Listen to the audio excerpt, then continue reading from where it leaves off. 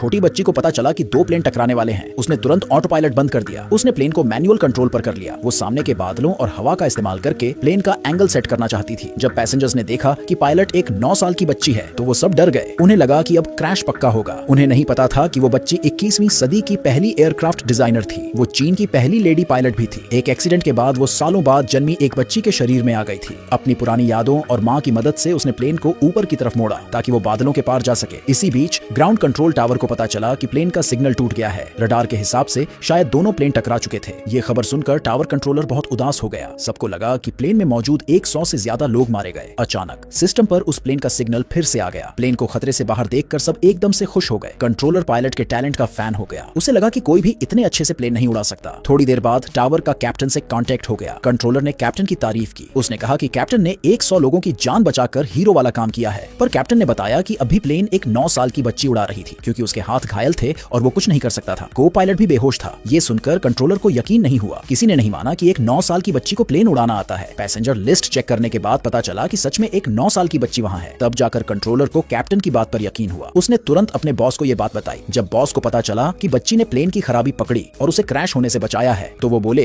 कि ये बच्ची 100 साल में एक बार पैदा होने वाली जीनियस है। उन्होंने प्लान किया कि प्लेन लैंड होने के बाद बच्ची के लिए एक बड़ा फंक्शन करेंगे। वो चाहते थे कि सबको पता चले कि एविएशन में एक छोटी हीरो आ गई है। कैप्टन ने बच्ची को बॉस की तारीफ के बारे में बताया। बच्ची ने कहा कि उसने नाम कमाने के लिए लोगों को नहीं बचाया है क्योंकि पैसेंजर्स को सेफ रखना एविएशन के हर इंसान का काम है। वो बस अपना काम कर रही थी। ये सुनकर कैप्टन को बहुत अच्छा लगा। उसे लगा कि वो बच्ची एक दिन बहुत शानदार पायलट बनेगी। अचानक प्लेन पर बिजली गिर गई। डर के मारे फ्लाइट अटेंडेंट्स चिल्लाने लगे पर वो बच्ची एकदम शांत रही। उसे पता था कि ये टेस्ट और भी मुश्किल होगा। उसने टावर को बताया कि प्लेन के कई सिस्टम फेल हो गए हैं। प्लेन अभी तूफान के बीच में फंसा है। इससे पहले कि टावर जवाब देता प्लेन का कॉन्टेक्ट टूट चुका था। ये सुनकर कंट्रोलर फिर से टेंशन में आ गया। उसे अपने सबसे फेवरेट टीचर की याद आई। उसने सोचा कि अगर टीचर इस मुश्किल में होते तो क्या करते। उसे नहीं पता था कि वो बच्ची ही उसकी टीचर थी। उसी वक्त एक अटेंडेंट ने देखा कि प्लेन के राइट विंग में आग लग गई है। उसने बच्ची से प्लेन वापस ले चलने को कहा। कैप्टन ने उसे बीच में ही रोक दिया। उसने बताया कि विंग टूट सकता है और फ्यूल भी कम है। अगर वो सब वापस गए तो बीच रास्ते में ही क्रैश हो जाएंगे। कैप्टन की ये बात सुनकर बच्ची की माँ भी घबरा गई। उसने बेटी से पूछा कि क्या कोई और रास्ता है। बच्ची ने कहा कि बस एक ही रास्ता बचा है और वो रास्ता है इमरजेंसी लैंडिंग करना।